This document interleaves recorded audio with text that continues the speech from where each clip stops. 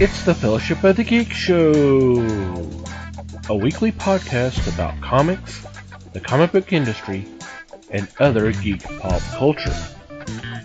Music courtesy of Manny the Martyr. And now, on with the show!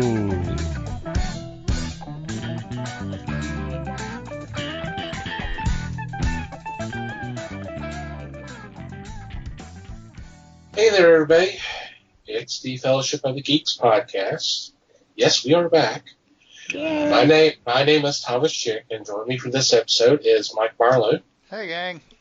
Les Webster. Hello, all. And Liz Newman. Hello, everybody. How are you guys doing? Yep. Just fine. Reasonably well. Yeah. I hope everybody out there is doing all right. We do apologize for not having a show last week. Just a lot of things that happened, and we couldn't make it happen. But we are here now, and we are glad that you're here. So, what's been going on in your corner of the galaxy? Well, I don't have a lot, but Thank God. Ouch. I did get my comics in. They, I can't even think of the name of the comic now. Death Metal. Pretty interesting. Covers were gorgeous. I wasn't expecting any less from Greg Pulo. So, obviously, it was such a hit, you couldn't remember the title, so. I keep wanting to say dark metal, but wasn't that like the first series or something a while back? Or I can't remember. There was like a reading list you have to have for the order of this. I'll be honest, I have not read any of that. Oh, yeah, this is the one that they were going to have to print a book just to explain to you how things work. Yeah. Which I don't like. But so far, this story has been pretty good. They've said that it's supposed to be a Wonder Woman story, and they're calling her the King of Hell. I don't know why she's not the Queen of Hell, but, we'll leave it at that. She's the King of Hell, and Batman is the Lord of Death. So, pretty interesting. I won't give out too many spoilers because it just came out like last week. So, if you haven't started that one yet, that's a really good one. This was the one that was pushed off. It was supposed to come out, I believe, in February. And I think it just came out on the 16th. But this is also the rumored comic that got Dido fired. So it should be pretty damn good, right? But it was a pretty good read. That's about it. I said I haven't really had the patience to sit down and watch a lot on TV. I've had a lot going on. But, yeah. That's me. Wow. That's got to be a record. Right. It's actually not a comic book. Well, there's that, too.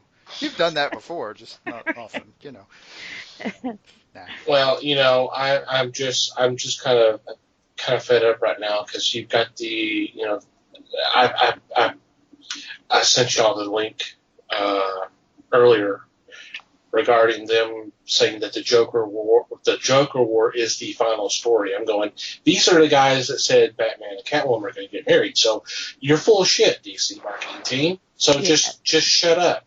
Right. They've been selling shit as the final story since, I don't know, 1947 or something like that. So, whatever. But the one good thing I will say is even if it's not a final story, it still should be really good. I see, especially with some of the weird, twisted things Joker's already done, pulling out all the stops for one last big shebang, I'm kind of hopeful. That's fine, but don't try to sell it as final. on merits Yeah. that you know damn well you're not going to follow. I mean, that's Yeah, just I mean- you're lying to your customer base at that point. Yeah. Find something else. Ha- Find some other way to sell it. And If how many this, times have they killed off Joker? All of them. Yeah. that's the thing. If they want to make this final and actually have either one of them die and make it a permanent death, I'm okay with that. You know, even if but they won't. They know they won't, Mm-mm. and we Not all know those they won't. Right. But not Everybody knows they because won't. of them.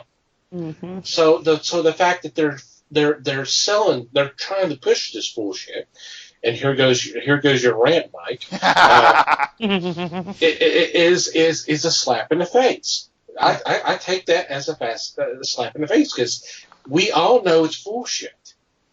It's Yeah. not the final. It's the final story until the next story. Right. That's a really weak selling point. If that's all your touted marketing team can come up with, then you need to start working on replacing your marketing team because Yeah. there's no way.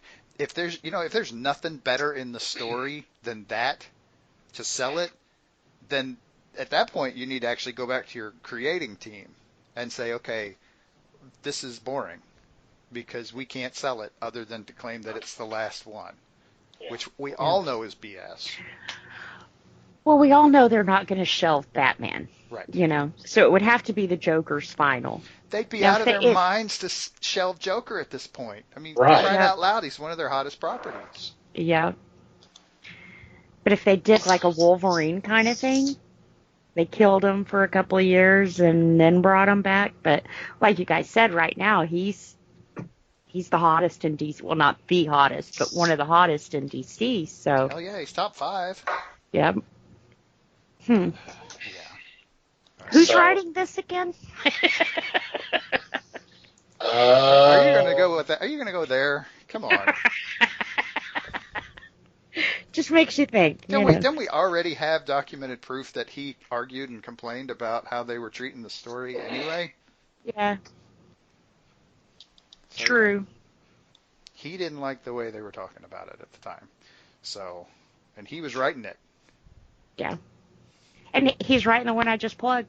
So. Uh-huh. I guess it to me he's kind of like Grant Morrison. Either you really love what he's doing or you really hate what he's doing. There's no in between. By the You way, know. for first-time listeners, we're talking about Scott Snyder here. Yeah. And I may give him a lot of shit, guys, but I do like him. I'm Obviously. sorry if I've ever got to point out that I don't, but I like him. Oh, I no. like his dog. You have We're cool. You have explicitly stated that you wouldn't give him so much shit if you didn't like him. Right. More than once. So yeah, Yep. we're good. He's one that can always. Yeah, Yeah, love the story or hate the story, he will always rile you up. he will. Yep. And that is the sign. That of a takes good writer. talent. Right. Yep. So. Well, it means he's doing his job. Because if you read his work and you don't love it or you don't hate it, it doesn't affect you at all, then he's doing a horrible job as a writer. Right. Yeah. And That and that's what I mean. That's not just in comics. That's everywhere. and I will reword what you said a little bit. You said he's doing his job. I would state it as he knows how to do his job. He knows how to do his job. He's doing it consciously, and that takes talent Yes. And I think and a lot of skill. his own personal background that he's had has really helped him with Batman, giving him that more detective, All those years he spent as a superhero. Yep. Yeah. Yep. He was a superhero, so it's easy to write about him, Alrighty, Les. Oh, thanks. I spent time reading a lot, and I came across 3 books that I'm looking forward to the continuation. One was The Ludocrats. This one, I don't remember if this was a choice of ours or not, but this is so frickin' bizarre, but it's fun. It deals with another dimension, with the hierarchy of beings, and it's so strange because you could be reading a couple pages and all of a sudden whoop, somebody just got killed. And then they just go on like nothing happened. So I'm looking forward to that number 2 for sure. The second, I'm feeling the same way. I want the issue number 2, and that's the Batman, The Adventure Continues. This is based on the old TV cartoon. And I'm looking forward to this because this is done by some top-notch talent, and it really handles the characters like the cartoon did, which I thoroughly enjoyed. Third one is by Matt Fraction and the Dodsons, and it's called Adventure Man. This is interesting because you have the character, Adventure Man, who is actually a fictional character. But all of a sudden, he is more or less brought to life. And it's just a great drive. It's a great book.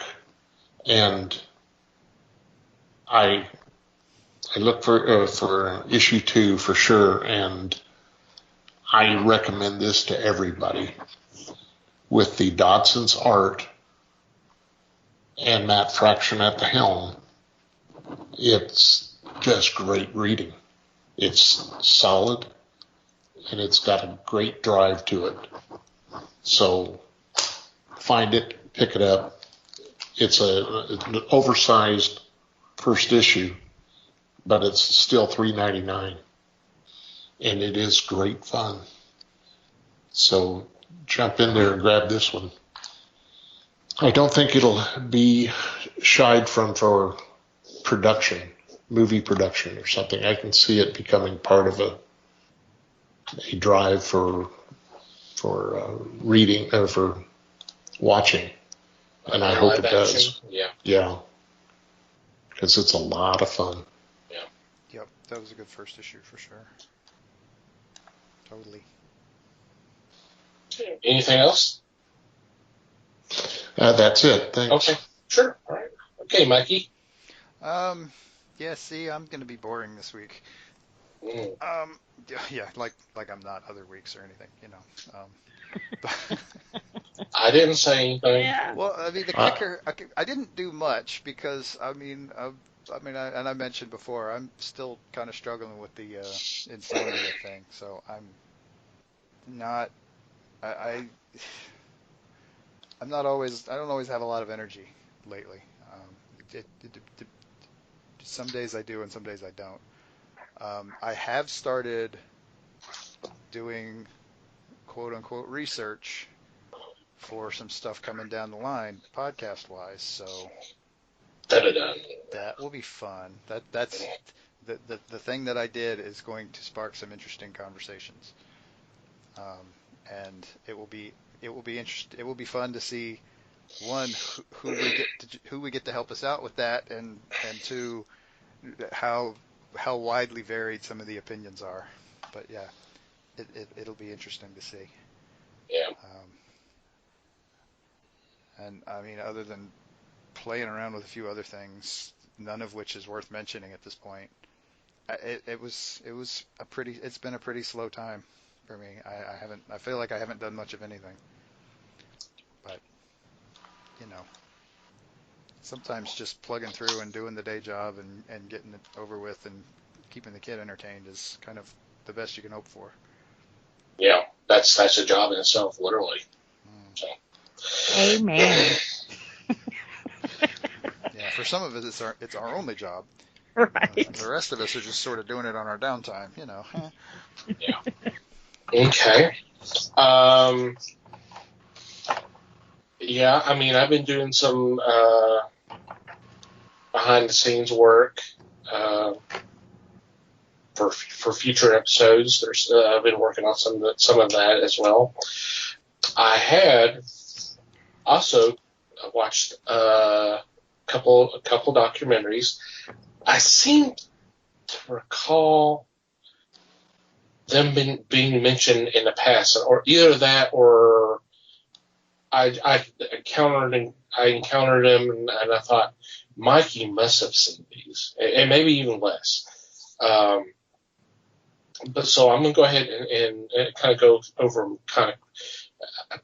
I mean, I don't want to spend a whole lot of time on them, but unless y'all want to. But the first one I want to bring your attention, and all these are available on Tubi. Why did I say Toby? Oh God, that's gonna be a long night. All right. United We Fan, and this is basically the story of the fans who rallied together to bring TV shows back for additional, save them from cancellation. And of course, the very first one they talk about is J-Lo Trimble, who started the letter campaign to get basically a third season of the original Star Trek. And her story is very interesting. They talk about her and her husband attending a sci-fi convention. I guess it's back in '67, obviously. And they were forced into having to help assist with a fashion show that was at this convention. So, I mean, it's basically a precursor of a cosplay contest that we have now. But it was more of a fashion show. And she talked about being approached by this guy saying, "Hey, I have 3 costumes that I want to have presented on this fashion show if y'all allow me." And they were kind of leery and all this. He says, "Well, let me introduce myself. My name is Gene Roddenberry, and I'm about to have this show debut here real soon. It's called Star Trek."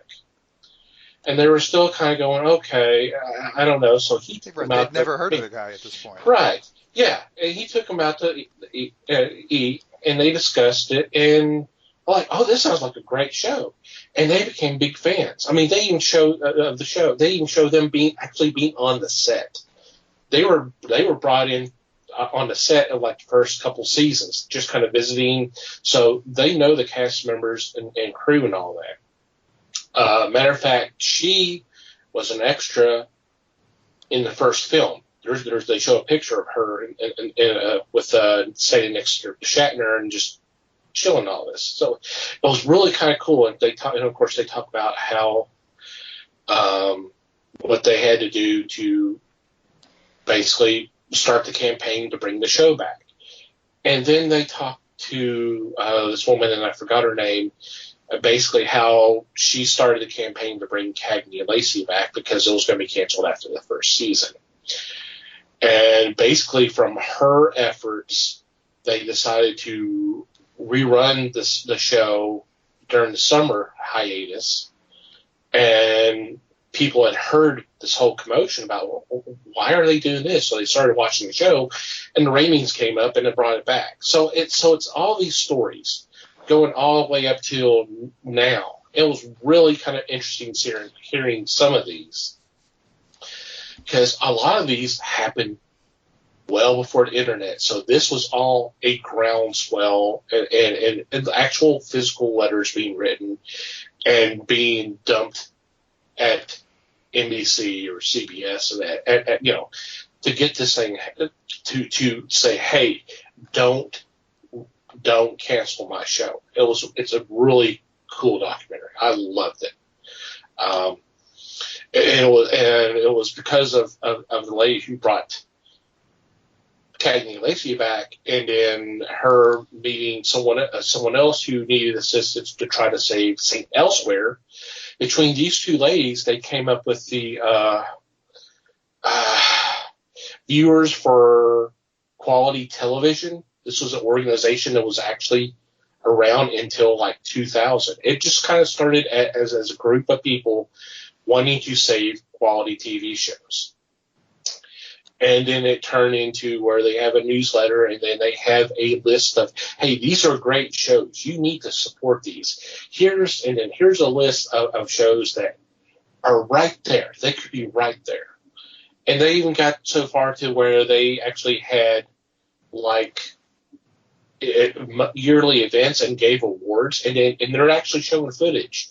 They show Scott Bakula accepted an award for Quantum Leap. Kelsey Grammer, and this was a really touching scene. He was there accepting. I guess this was for Frasier, obviously, or Cheers. I'm not sure. I guess it would have to be Frasier. But he's there with one, and he's holding a second one. He says, "This one was the one that I won last year, but I couldn't accept it because I was in the Betty Ford clinic. I was at a rough point in my life, and I got this, and this meant the world to me. This got me through my struggles, so thank you." It's a really good documentary. I can't recommend highly enough. It's just, you need to watch it. The next one, I seem to think Mikey's mentioned, called What We Left Behind. Sound familiar to you, Mikey? About Deep Space Nine? I don't know if I've watched that. I think I've watched, I may have, and just don't remember it. I'm not sure. I'm not sure. Okay. I have to check it out. And it basically talks about how it came to being and the struggles it had, especially with the backlash from the fans, because it was darker and, everybody's supposed to be exploring space, and it's this space station, and it doesn't do anything. It's talking heads and this kind of stuff. And I was like, it was talking about all the struggles I had. And then issues with casting Avery Brooks, and the fact that they actually changed his appearance, because he was still at that time bald with the goatee because he had been doing Hulk for a long time. Yeah. So to kind of soften the image, they made him lose the goatee and grow his hair, and then within 3 seasons, he was back to the way he was before. So it's a really interesting and really good documentary. The thing that really killed me, because this actually came out in 2019, was the last bit of footage was Renee, and I'm going to butcher his name, Renee Arbin, help me out. Auberjonois? Yes, thank you. The last bit of footage before it went in the credits, and this came out like in the summer of 2019. He was talking about, it was going to read on my obituary that I was best known as Clayton from Benson until this came. So, I'm okay with this. Nice. And so I'm like, oh my God. And then he's gone. It's 6 months later. Yeah. And of course, that's what everybody led with, was best known for being Constable Odo on Deep Space Nine. Yep. So, I had to shed a couple of tears at that, because I was like, oh, wow. Because I wasn't playing. But, granted, it's a nice little stinger. It's a nice little closing thing, but it just happened the way things happened. It was kind of, And then the third one is All Things Must Pass. And this is the story of Tower Records. Highly recommend this one. How it was the Tower was originally like a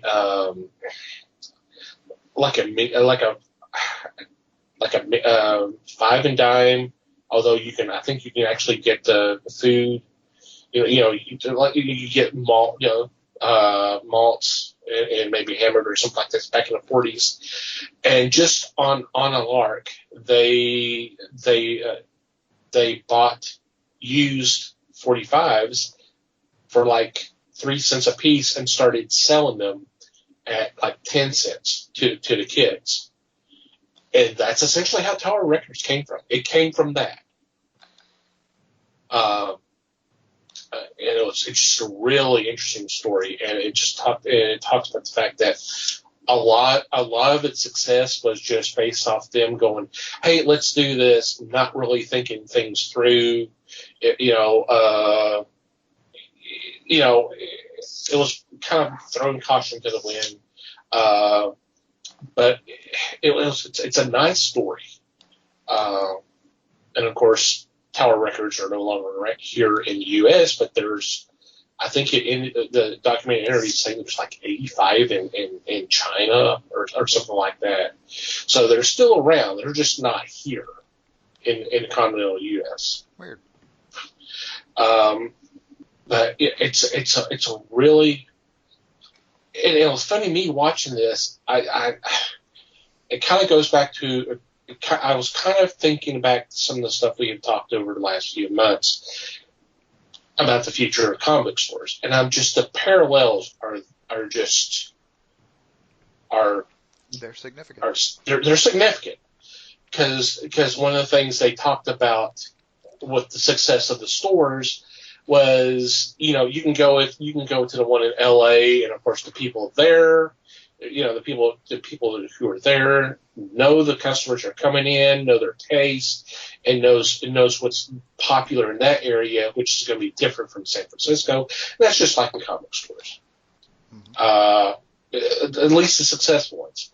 The employees know their customers, know what they want, and go, hey, check this out. That's what I tried to do when I was running the store. I know that's what Liz did. Les helped out as well. So it's just that kind of thing. That's what makes it successful. But it's just what really kind of killed Tower Records for the most part was they grew too fast too soon. Even though you're talking several decades, a lot of it happened closer toward the end of the 20th century, and then they got hit by the whole MP3s, Napster, and all that kind of stuff. So it was like a combination of things. But really, really good. I highly recommend that one as well. Yeah. Didn't they say that the TV show Empire is loosely based on Tower Records? I mean, it could be. I don't know. Yeah.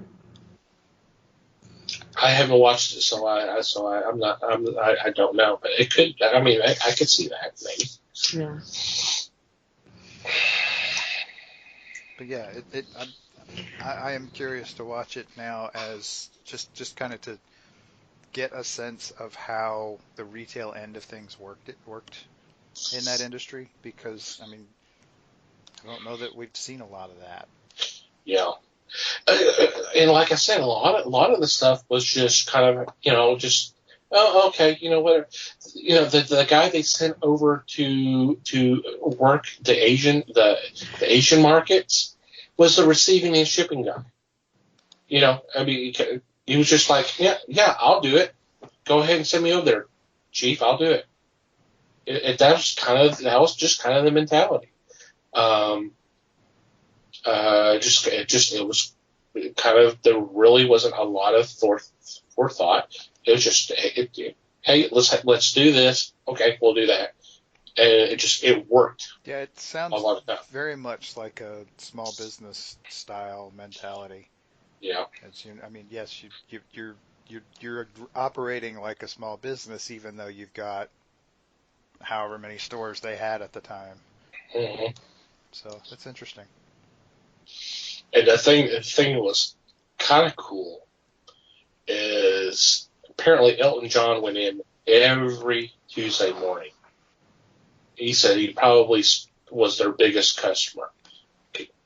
Especially if you're going in every Tuesday morning. Mm-hmm. They used to open at 9. They started opening at 8 for him to come in.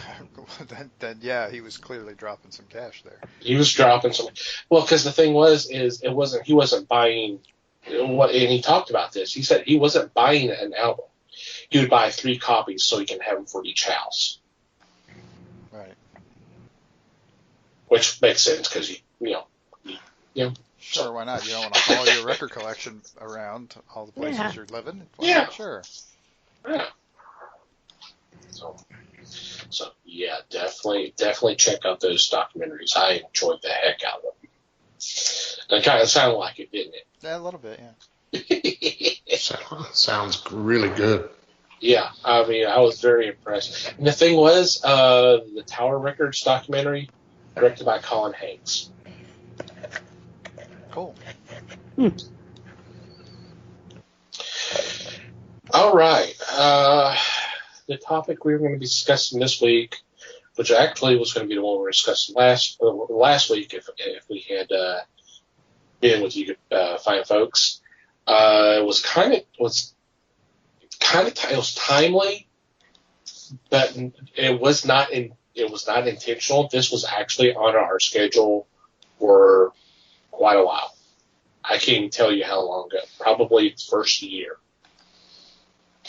But it is kind of timely with the passing of Denny O'Neil here a couple weeks ago. We wanted to kind of discuss and I'm not sure exactly how it got the name, but it's just been kind of listed as it's kind of a loose story arc called Hard Traveling Heroes, which featured Green Arrow and Green Lantern. And this was actually kind of an interesting time for Green Arrow because they were reinventing the character. Because up to this point, he was a pure Batman clone.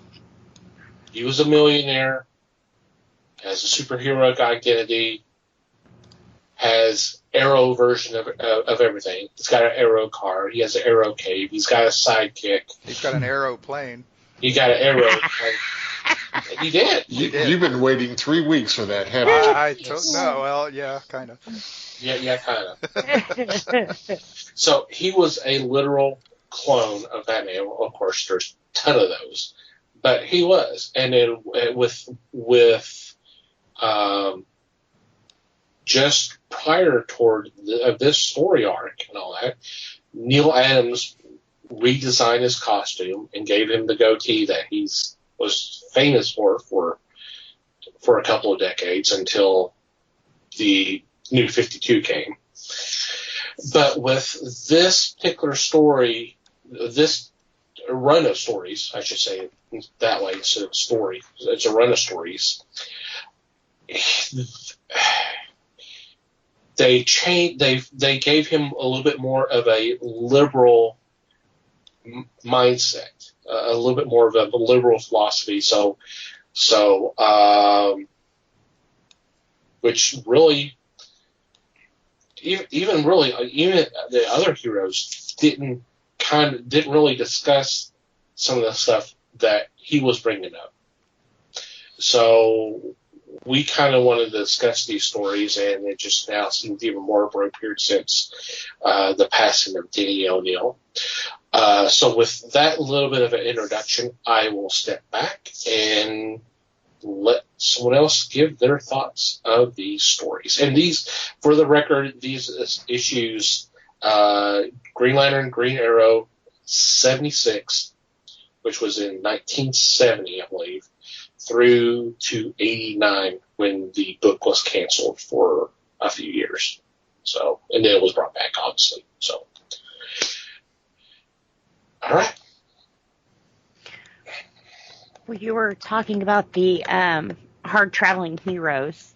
I was reading an article, I believe it was on CBR, and they were actually saying that the hard traveling heroes term wasn't actually used until it was collected in trade paperback, which was 22 years later. So I guess that was a DC decision, because they said anytime they had talked to Neil Adams or O'Neil about it, it was always Green Arrow and, Green Lantern. But I would have to say there were 7 issues, right? 7. But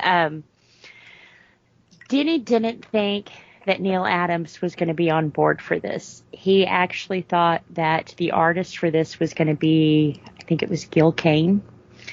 And he was kind of surprised when Neil Adams took over, which I don't know back then, but now, if somebody told me, oh, by the way, Neil Adams is going to be drawing your book, I'd be ecstatic, you know.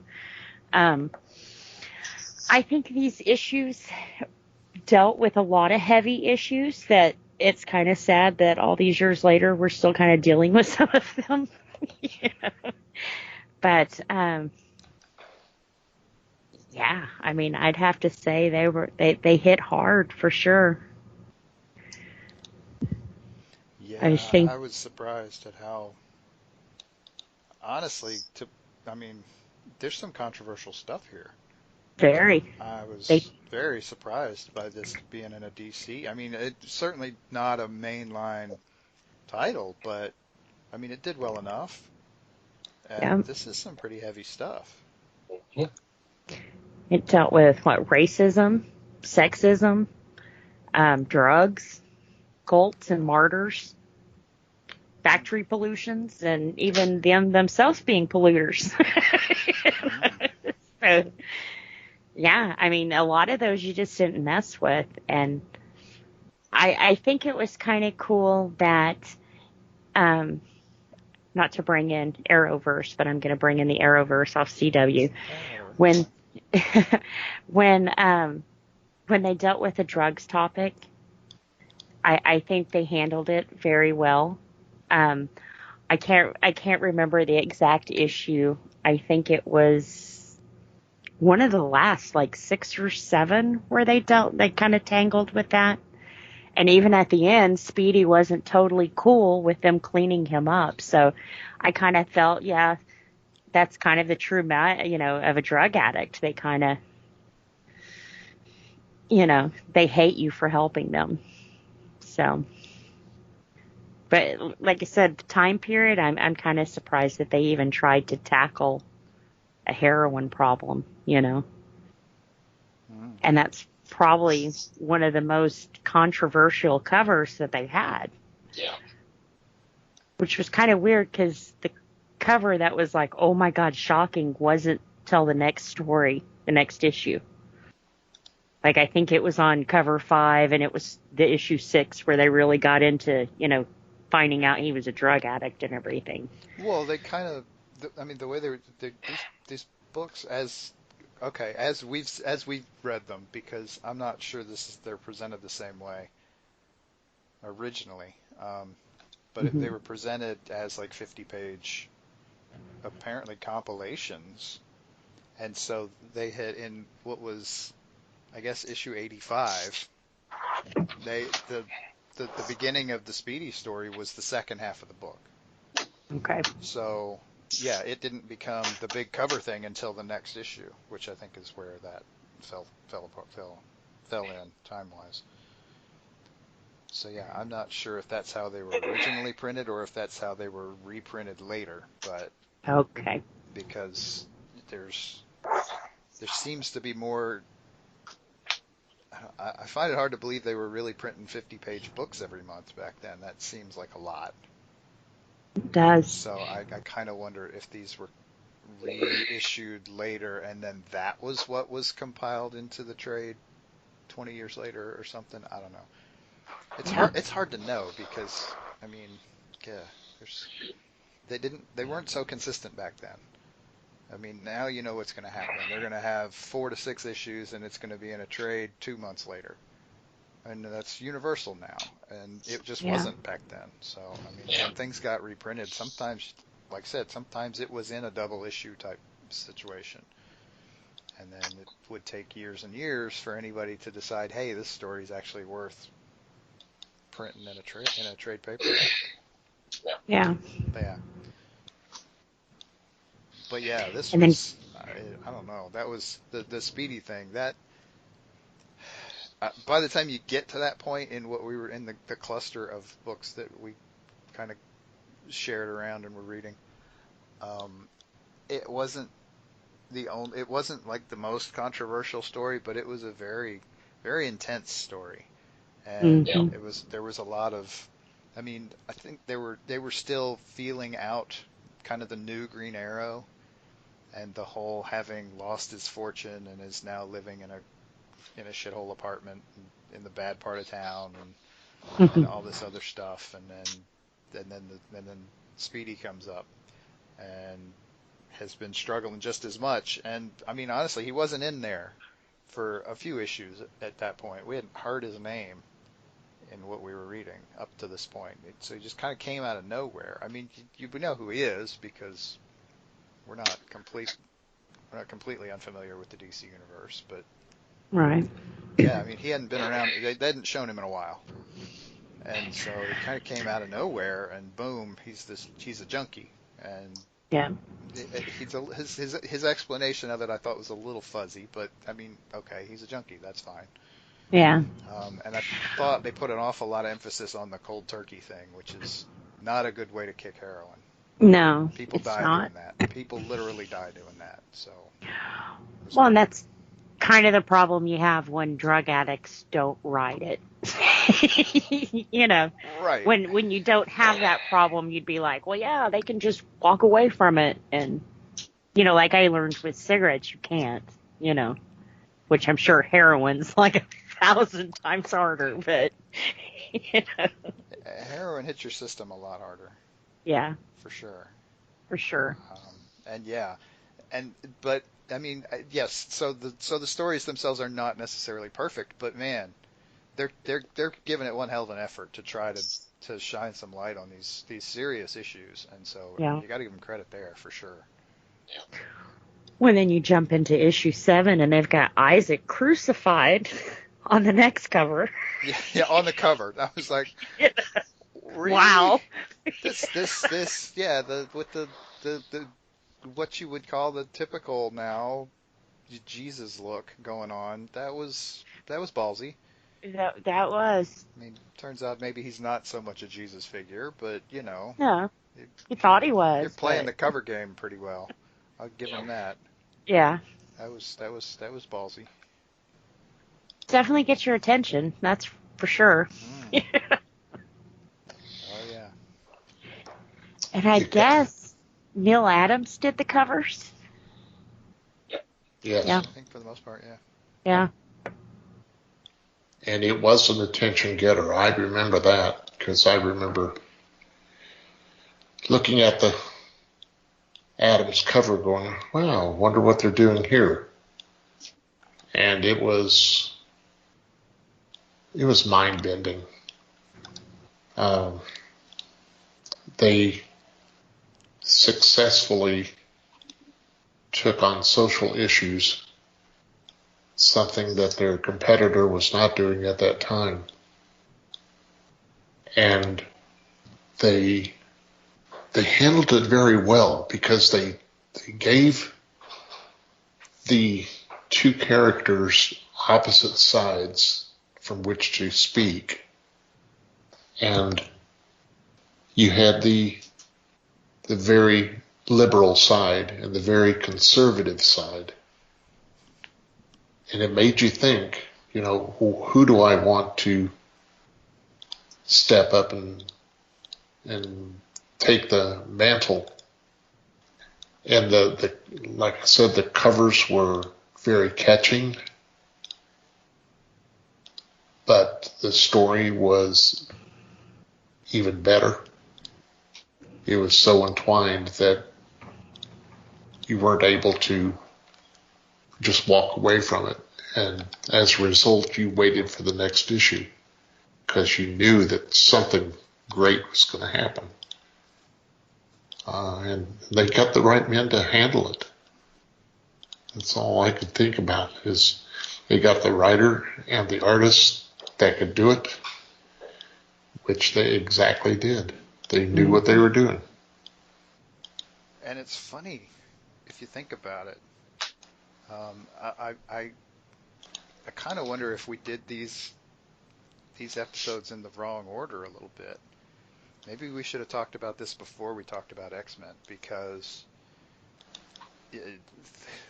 looking back at it, you can almost see X-Men as a reaction to this in a way. their whole revamp. I mean, clearly they had been working on that for a while, but they went in much more direct, socially active stories with X-Men after the Giant Size and after the reboot. And that would have been right after this. Yeah. Right after this Green Lantern, Green Arrow thing. Kind of makes you Yeah. wonder if there was a reaction happening there, doesn't it? That's a good point. Very good point. Anytime you get people talking, you want to strike in on that, you know? So I could see them doing that. Right. And it's the kind of thing that had been sort of ramped up. I mean, honestly, the original X-Men was a very toned down type, same sort of thing. It was a bunch of relatively, I mean, okay, diverse-ish, not actually diverse in the way we understand it today in 2020. But it was a group of kids with wildly varying abilities and personalities to boot, to some extent anyway, as much as they knew how to do at that point. And so you could talk about social stuff. I mean, even if it's just interpersonal social stuff, that's still a big step up from superhero comics from before. I mean, when the only thing they really kind of ever worried about was their secret identities. But the X-Men didn't, I mean, in the mid-60s, the X-Men, yeah, I mean, they had costumes and they had code names and all that stuff, but they were still people. And this was kind of where Marvel kind of made their mark. This is where Stan Lee made Marvel's mark.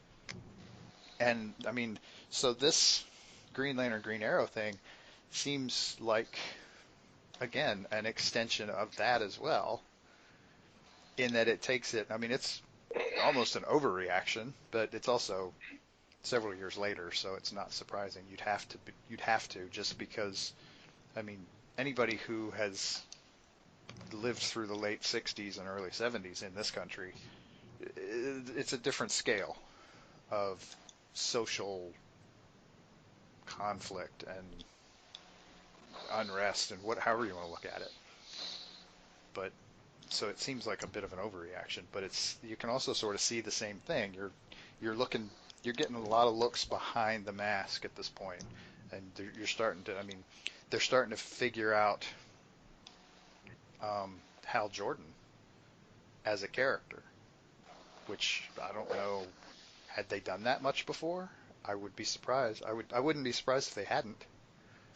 And they're revamping Green Arrow kind of as they go and turning him into something pretty dang different than what he was before.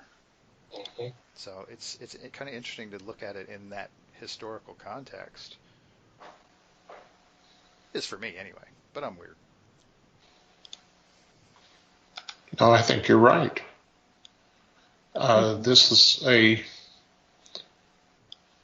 reimagining of characters, yet holding them to high standard. And all it takes is one split second, and you've either got the hit or the miss. At the time of this printing, the original printing, there was a lot of interest in the social world and disinterest in the comic world. This opened up a lot of avenues for people that hadn't really ventured toward comics. But comics showing social positions was very novel at the time, other than the Robert Crumb type magazines. That's a different episode, man. Yeah. But people started looking at comics as not only as a diversion, but as a statement maker. And drawing the line in the sand was a big portion of it, because they could have really swung either direction with these characters and said, we are pro-liberal, and pissed off half the country, or vice versa, and still piss off half the country. So that, I think it was well grounded.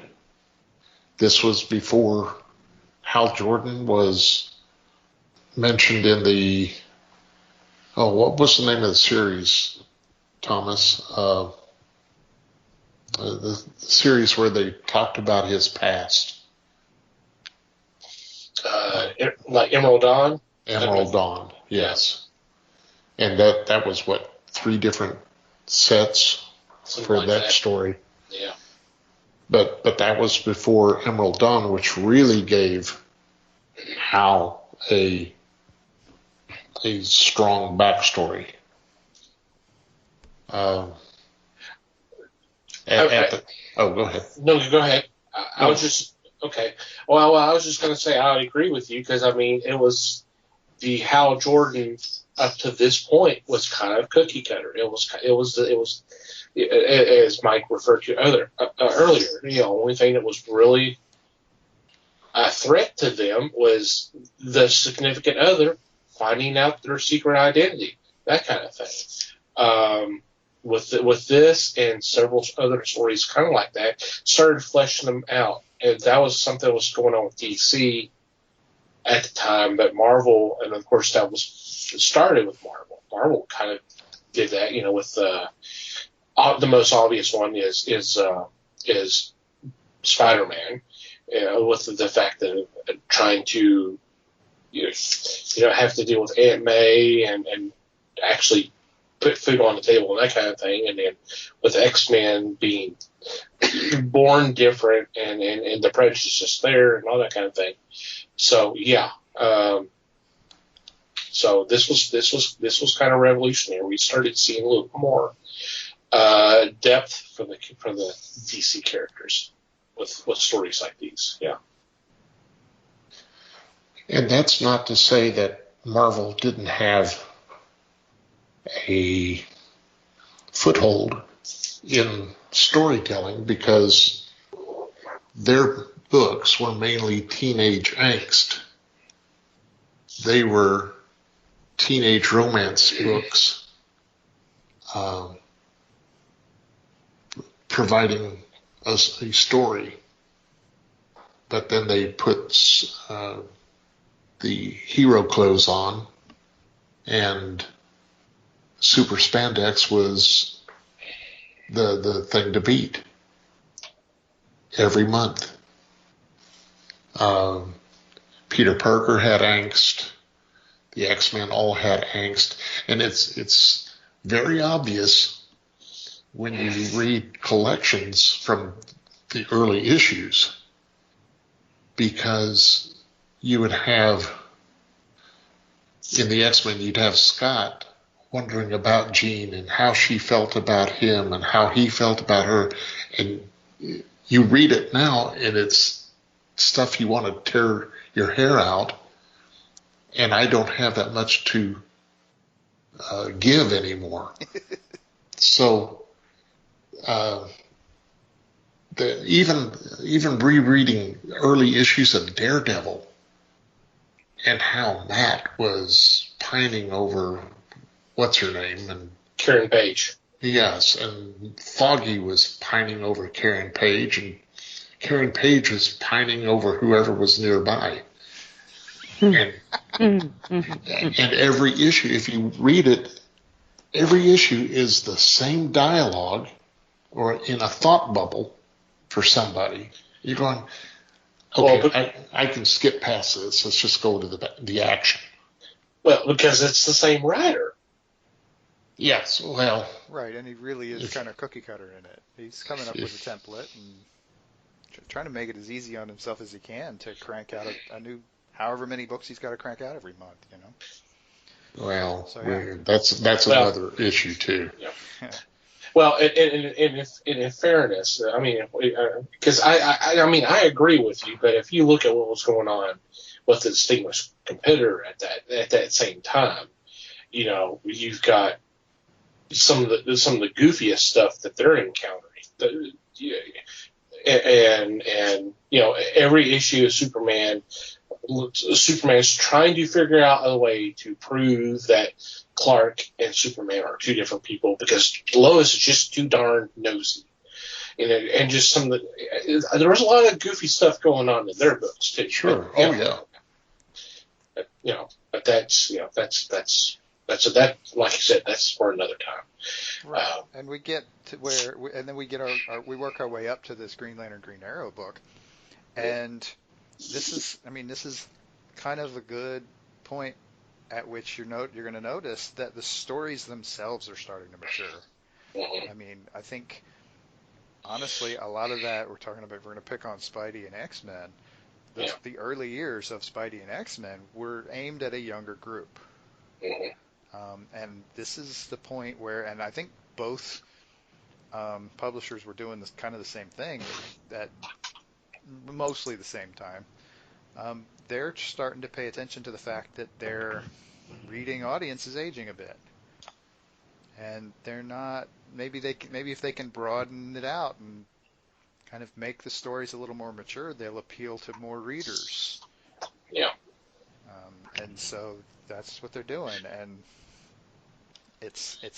you're gonna get honestly more interesting stuff because that's what's more interesting, and that you can pull stuff out of the headlines like this book I mean, it's not exactly out of the headlines, but you're pulling issues straight off of the evening news. Yeah. And kind of smacking people with them a little bit. I mean, they're being less subtle than they ever have before, for sure, in that regard. Well, this is such a 180-degree change that these series of books, along with the 2 issues of Spider-Man, which happened around the same time, where Stan Lee did a story regarding Harry Osborn suffering from drugs. As a matter of fact, those 2 issues did not even have the comics code on those issues because he dealt with drug use in those issues. These 2 sets of story arcs is what's basically defined as the beginning of the Bronze Age of comics. Just like Showcase number 4, the first appearance of the Barry Allen Flash back in '54, is the start of the Silver Age. It's a turning point in the comics, in the history of comics. That's how big these stories are. Yeah, it seems like they were starting to push the comics code a little bit here for sure. Yeah. Because I was a little surprised to see that the comics code logo is on the Speedy cover. Yeah. Which, I don't know, it's pretty rough stuff. This is all pretty rough stuff. Yeah. It is kind of surprising that they were able to, that they got the code on that one, but, you know, there was the fight with Stan Lee regarding those Spider-Man issues, and he says, fuck it, okay, we won't have the code. That's fine. Yep. I'm still telling the story. I think his workaround was, I'm not telling the story to kids, you know? Right. It's funny, and not really funny, but it's just, and it's something we kind of address from time to time. We don't get into it too much because, frankly, we don't want to. But considering the current climate with comics and the statement that's always made about, you know, the books being too political now, not like they used to be. Exhibit A, right here, what we're talking about right now. Yeah. I mean, and the 3 panels that are you see, and I know you guys see it. The 3 panels from the issue of Green Lantern and Green Arrow '76, where the black guys talking to Green Arrow and the Lantern about, hey, what are you doing about the black skins? Because you report to the blue skins and you deal with these other colored skins, but what about us? 1970. That's pretty freaking, That's a pretty hot topic, really. Mhm. yes, In that time frame. You are not that far removed from just the whole civil rights movement. right, I mean, you could argue that you're still in it, really. yeah, But yeah, I mean, they even dropped an N bomb in here. yeah. Couple of times. Yeah. Makes you wonder that, and they still got the Comics Code logo on it. I don't know. So clearly something's softening, Yeah. or they're trying to break it, whatever it is, one way or the other. Mhm. Yeah, I remember reading these stories for the first time several years ago and was just blown away. Yes, they're not perfect stories, but just what was dealt with. Excuse me, I'm sorry. Was dealt with what the subject matter and just how it was dealt with, and of course the art's incredible.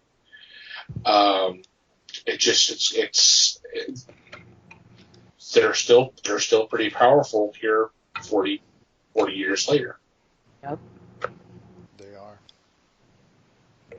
And yeah, I will agree that they're not perfect, but they're good enough. Mhm. Yeah. They're definitely worth looking into. I mean, there's a collection out there. There's got to be. Oh yeah, there's several different versions and collections. Yeah. It's interesting stuff. If, like I said, if for no other reason than from a historical standpoint. Yeah. Even if you think the stories are crap, and some of them are a little weird. Yeah. Some of them are a little self-contradictory. Yeah. I found it interesting that they made a point of pulling Black Canary into this and making her a strong female character. And then the very first story she's in, that's a full story that she's involved in, boom, she's in a cult and she has absolutely no willpower whatsoever. Right. I mean, really? I mean, Yeah. it was a way to deal with the whole cult concept. Mhm. It was an interesting reaction to Charles Manson. Did they have to do it with her? Really? I mean, come on. They could have done someone They else. could have done it with Hal. Yeah. That would have been interesting. I think See, I didn't get the Manson vibe. I got more of, what was his name? George Jones with the Kool-Aid. Not George. Jim Jones. Jim Jim Jones. Jones. Yeah. Well, I Yeah. mean, a cult's a cult, right? Right. Yeah. Jim Jones was actually a few years after this, though. Yeah. That was. I don't know. I kind of like Kool-Aid over murder, but that's just me. Oh, it's funny too. The Kool-Aid people hate that because you know what? It wasn't Kool-Aid. But anyway, I digress. Oh man. But yeah, it's the same kind of idea. It's Yeah. that whole being pulled into a cult and having your mind basically wiped out of your head. And yeah, did it have to be her? I mean, come on. Yeah.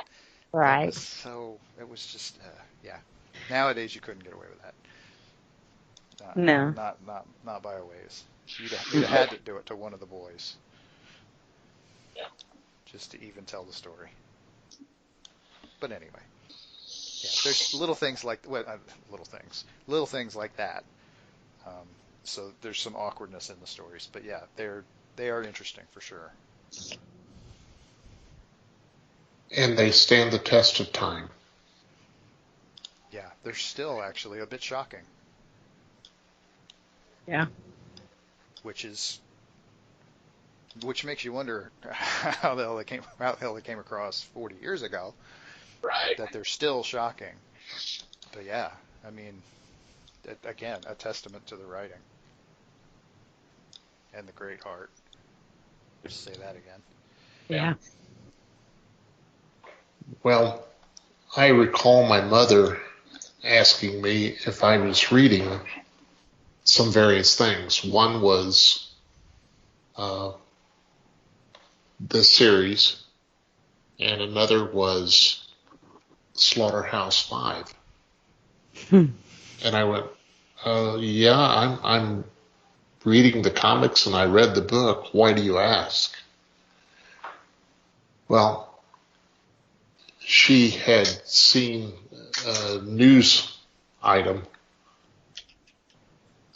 specifically about Slaughterhouse-Five because it was banned from libraries in North Dakota.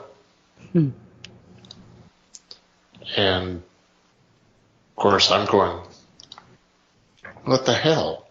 It's a very good story, and it's solid. But it was that comic or that book was looked at because of the nature of it and how crude it was and things. She also asked about the comic, and I said, I read it. I enjoy it because it's good storytelling. Why do you ask? And she said, well, since they were talking about this book, I wanted to see what else young people were reading or taking in, just so I knew. And I said, okay, well, consider yourself lucky. Your son is not a weirdo by most parts. So just accept it. And as far as the books go, make your own opinion and see what happens. So this kind of has a touching portion to me because of my mother's concern. Yeah. I think I remember these were wrote in 83, right? In 84, Judas Priest and Ozzy Osbourne were on trial for I can't remember if he was a teenager now or a young adult who committed suicide.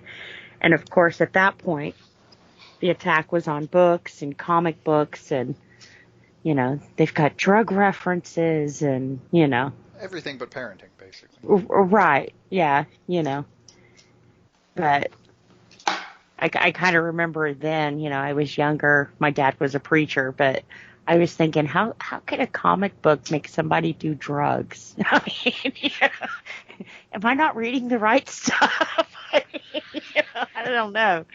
But I remember that time period, like I said, for them to do these kind of stories in that climate, it was, yeah, It was thrown under the bus a few times, that's for sure. And probably burned by a few churches. Almost certainly. Right. Which I'm sure made the collectors happy, but anyway. Oh, yeah,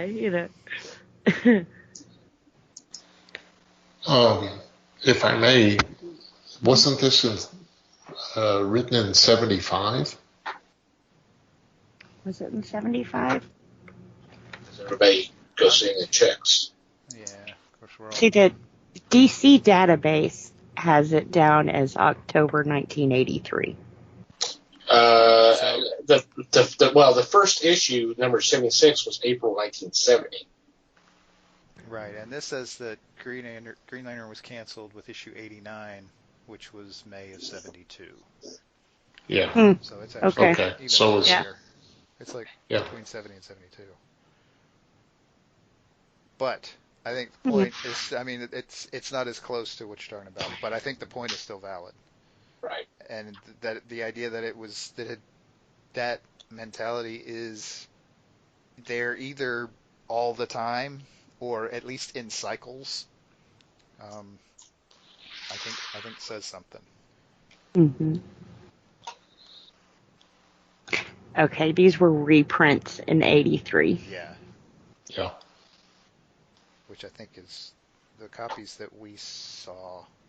I think were the reprints because I think they bundled them into double issues. That would make sense. Which made the 7. Yeah, which made it Yeah. 7 instead of 14. Okay. But hey, the Well, I idea read that the they're reprints. yeah, well, and the fact that they're, I mean, the comment was made that it was 20 some odd years before they put them in trade, but they did reprint them 10 years later. Mm-hmm. So that says something. They just weren't doing trades in that time frame, or at least not much. No. I think they kind of hadn't. I think the tech wasn't quite there to make it that much easier to do a trade like it kind of is now. Yeah. Which, it's fine. You work with what you got. Yeah. Also, that time frame was kind of, I think DC was struggling in that time frame too, that 83. Am I remembering wrong? That was just, I guess the implosion was like 78, 79, but or somewhere in that time. It was in that time. Yeah, but they were still kind of suffering. Right. It took them a while to recover, but so they didn't have a whole lot of money to, which may be why they were reprinting, was so they didn't have to come up with new stories, but Right. who knows? But yeah. But these were Yeah. good ones to reprint. Oh, absolutely. I mean, honestly, cruising into the 80s, you're looking at another time period. I mean, assume if you can say that it ended, you were getting into another kind of drug-based culture shift. Again, I'm Yeah. actually not sure that ever really goes away, but Mm-mm. you were changing drugs. It wasn't so much heroin in the 80s, but a little more cocaine-y, but still a lot of issues with drugs. Yeah. So it's still a relevant story in its way. Speaking specifically to that one, of course. Alrighty. Final thoughts before we wrap it up and take a quick break. Besides, just if you've not read it, Yeah. you need to, and if you have, then it's probably about time to go back and check it out again. Yeah. Refresh. Yep, there's a lot of, like I said, interesting historical stuff going on here. And some good storytelling. It is. All right. On that note, we will take a quick break and be back with our weekly picks.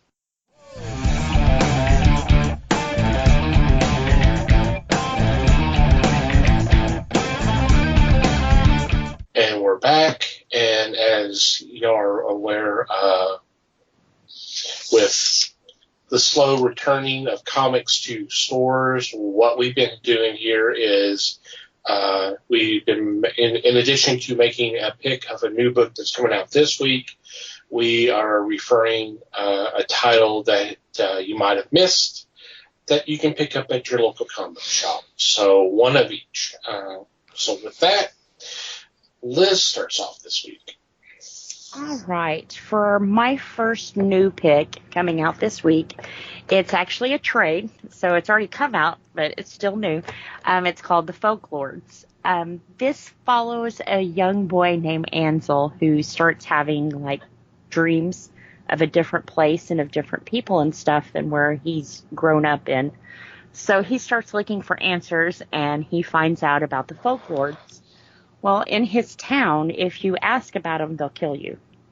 So it's kind of one of those things. Don't ask, So he goes on a mission to find out who they are and if they're a part of, these dreams, because the world that he's dreaming of, he feels like he fits in more than the one that he's in. So it was 5 issues, pretty good. I said it's a cute little story. Another good one about believing in yourself. So it's called The Folklords. Yep. That was a good one. It I was. like it. Yep. Alrighty. Mikey, you are next. Okie dokie. So my new pick is from Dynamite, and I am picking the first issue of Sacred Six, which, if you think about it, probably isn't a big shock because this is kind of spinning out of Vampirella. So it's got a lot of everybody's favorite NPC, sorry, I slipped into gaming talk there for a second. Everybody's favorite supporting characters. Yeah, that's the word. That's the phrase I'm looking for. Yeah. Past and present. So you've got she's run into Chastity a couple of times recently, and so she's in there. You've got Pantha, who's been around forever. You've got Draculina, and a handful of other people. And so this is kind of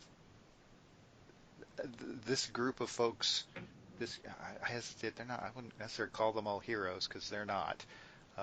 But kind of stepping in and taking over some of the stuff that Vampirella might have done if she was around. So it's kind of a little side team thing going on, which I think is going to be really interesting. Cool. Nice. Sounds good. Yeah. That sounds cool. Alrighty. I am next, and for my new this week is a miniseries from Boom Studios called Buffy the Vampire Slayer Willow. And obviously, this is focusing on Willow's story, past recent events of her leaving Sunnydale, and her dealing with her abilities as a witch. Which, once again, these are one of the things that they've kind of switched up a little bit with the reboot. She's developed her witch powers a little bit earlier than she did in the show, which is cool. That's fine. But kind of dig. I'm really excited about this because I've always been a big Willow fan.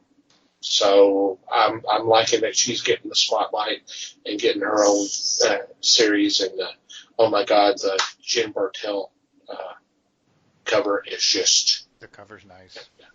very nice. Honestly, a It couple is. of the, at least one of the other covers is pretty nice too. Yep. Mm. So, Yeah, Very cool. it's a good one. Alrighty, Les. Let's see. My first choice is issue 2 is something I talked about earlier, and that is Adventure Man.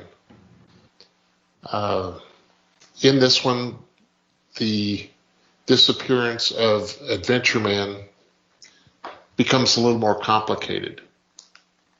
And Claire Connell, who is a single mom, finds the legacy. But because of this, she is under fire with the dangers from those who seek to destroy the legacy. Once again, it's Matt Fraction and the Dodsons, Terry Dodson and Rachel Dodson, doing this. So I just can't say good enough about this. It is just fun to read, and it's going to be great to see how it turns out. Yep, looking forward to this one. Mm-hmm. Yeah, Definitely. definitely. Yep. Alrighty. So now we go over to titles you may have missed, and we're back with Liz. All right, for my first title, this one's not too old. It came out September of last year, and it's Harley Quinn Breaking Glass. This was the ones that DC started putting out on their DC Ink label, I-N-K label. They were trying to pull young readers in. So if you buy this book as a young Harley origin story, this ain't it. This has nothing to do with the Harley that we know now. She moves into a neighborhood with someone she calls Mama, and she's a drag queen. And the neighborhood is trying to clean up the neighborhood.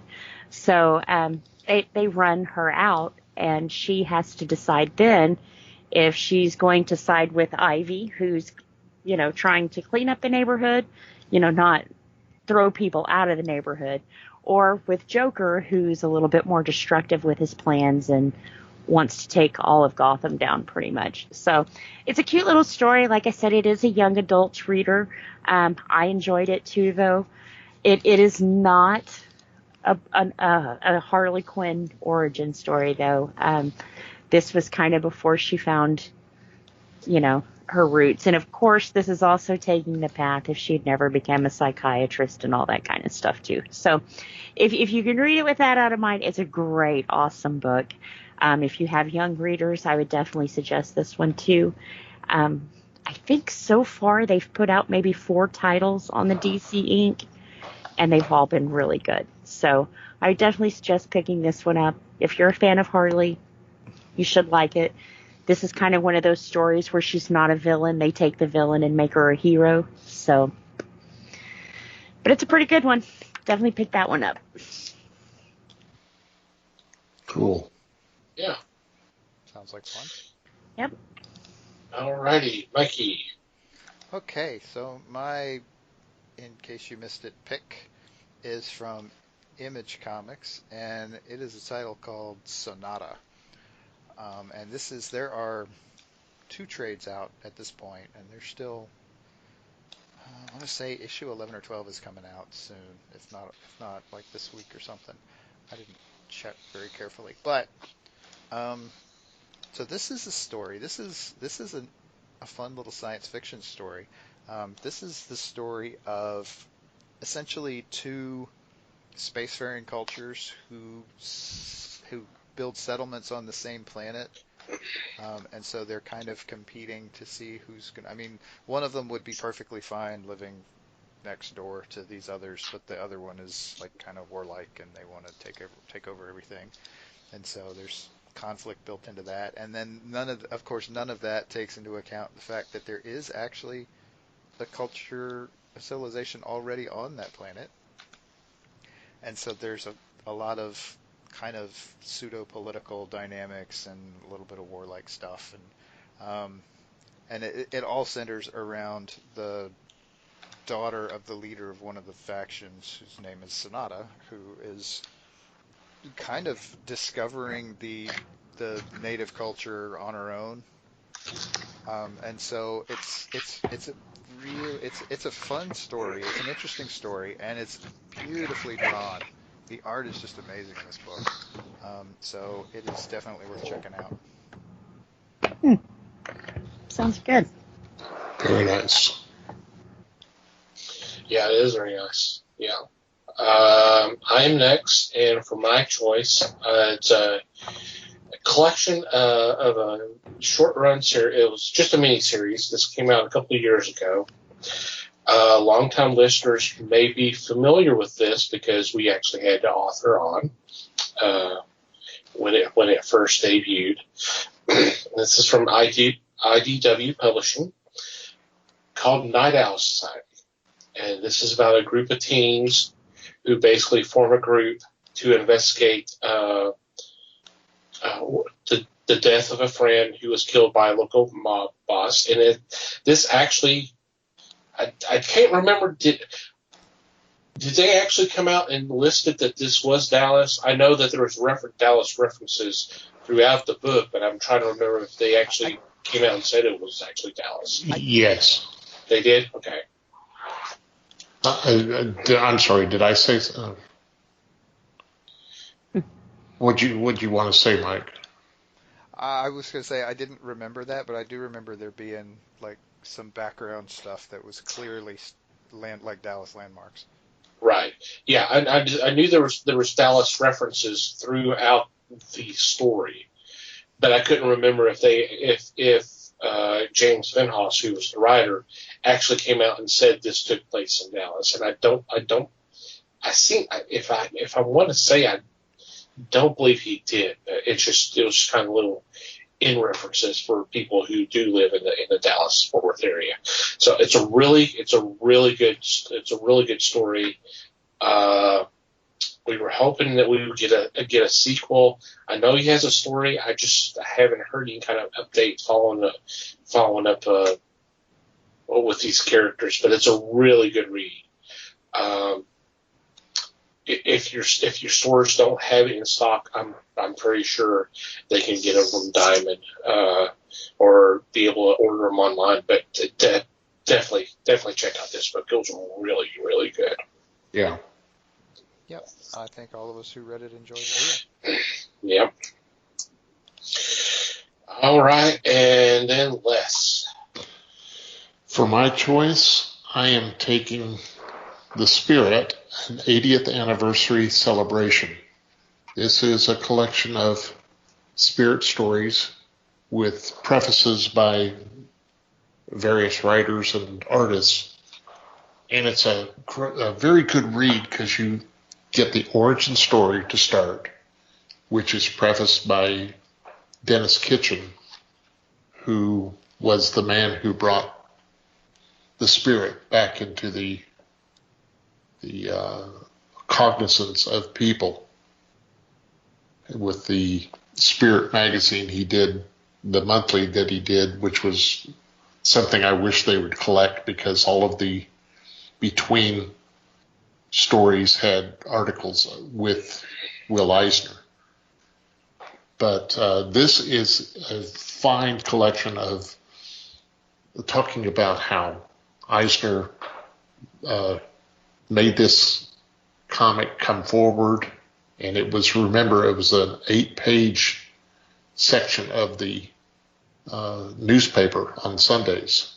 The Spirit was part of that 8-page, and the stories here have the Spirit in the forefront.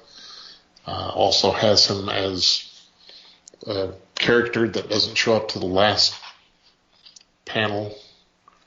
And this even has the story of the spoof that Eisner did of Lil Abner, because he and Al Capp were talking about doing spoofs of the other artists' comic strip.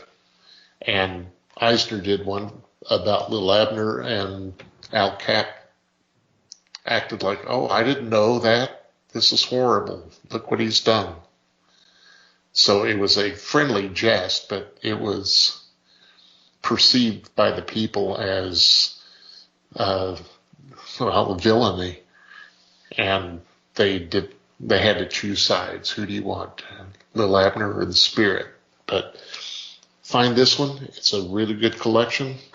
And if you've never read The Spirit, this is a good one to start. Sounds good. Yeah. Yeah. Can't go wrong. Mm-mm. All righty. Well, we do have a few special shout-outs this week. Does anyone want to grab one? Oh, yeah, I'll grab one. I guess I'll grab the obvious one. Yep.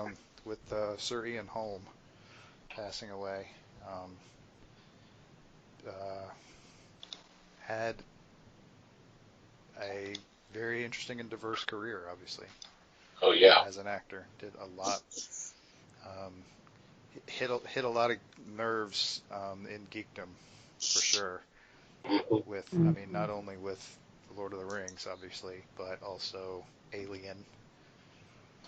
Kind of a key role in that movie. No spoilers. Yeah, no kidding. But yeah, I mean, he had a nice long life, and obviously was knighted, so was very well appreciated in his lifetime. So, and will definitely be missed. Yeah, that's a tough one. Anybody else want to do any kind of special shout-outs, passings? I'll step up and speak on Joel Schumacher, who passed away just a few days ago. And he is remembered in geek fandom as the man who directed 2 of the Batman movies. One with Val Kilmer, one with George Clooney.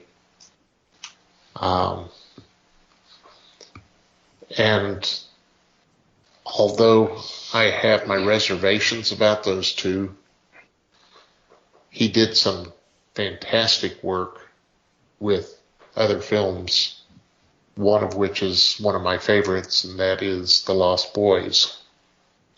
And to step up and take the reins on that one is pretty monumental. He too will be missed, and there will be a place for him above, for sure. Yeah. Yep, he did some good stuff. Yeah.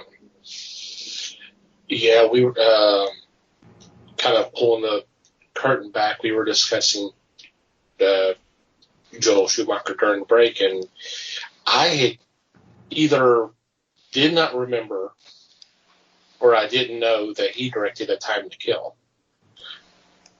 And that's such a great film. And you know, yeah, I mean, you hear the name Joel Schumacher and you automatically think of the Batman films, but and we're biased a little bit in that regard. True, because that's true. We talk about Batman a lot, and right. Those are not well-loved Batman films, for sure. Yeah. But the fact is that he made several other really good films. Yes. So, yes, you know, yeah, those are highly visible films, but, you know, his career should not be just judged on those 2 films. It should be judged on the entire, you know, his entire portfolio of films. So he was a great director. Yep. And I will mention the passing of Joe Sinnott,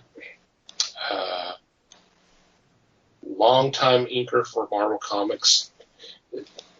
Did a lot of work with inking Jack Kirby's stuff on Fantastic Four, and he had just retired last year and passed away at the age of 93. So I mean, he was working literally up until he died.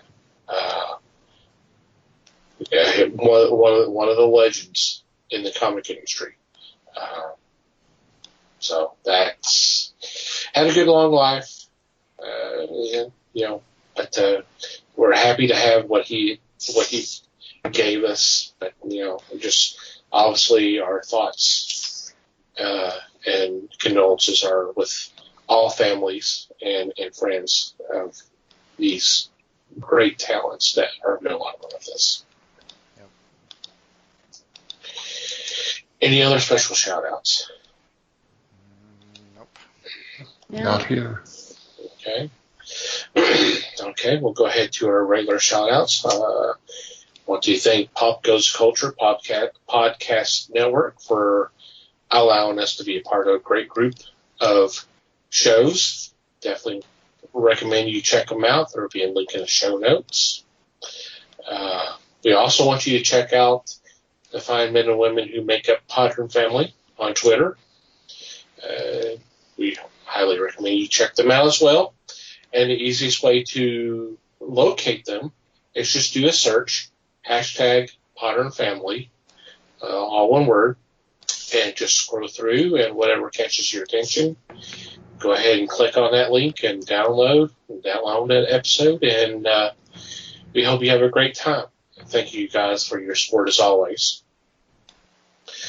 I also want to thank Manny the Martyr for supplying the music to our podcast. There will be a link in the show notes. You can check out their music. Thank you guys as always. And last, but certainly not least, you, dear listener. Thank you for downloading and listening to today's episode. We do appreciate your support as always. And we value your feedback.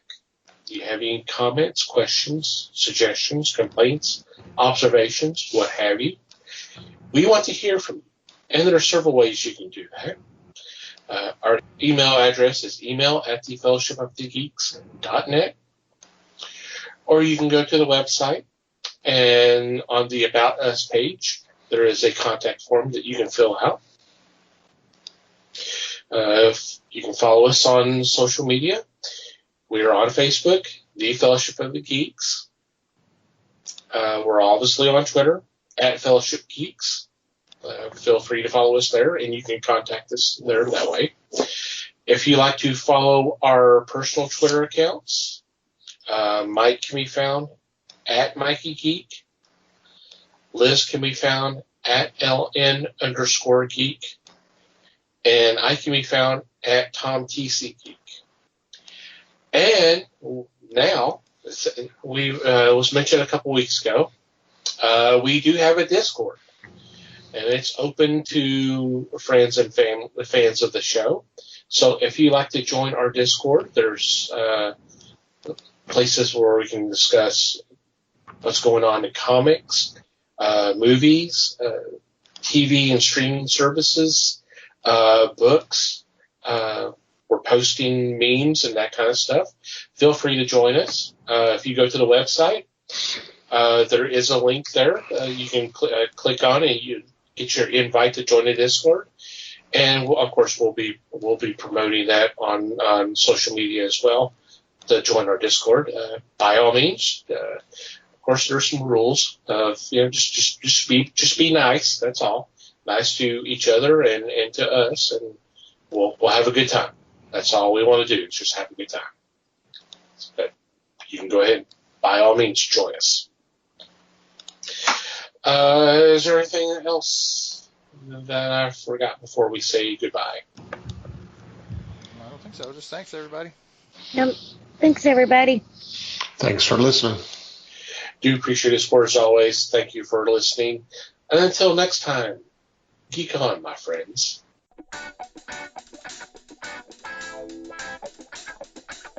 We thank you for listening to the show. Comments, suggestions, and questions can be sent to email@thefellowshipofthegeeks.net. You can follow us on Facebook @The Fellowship of the Geeks and on Twitter @FellowshipGeeks. Until next time,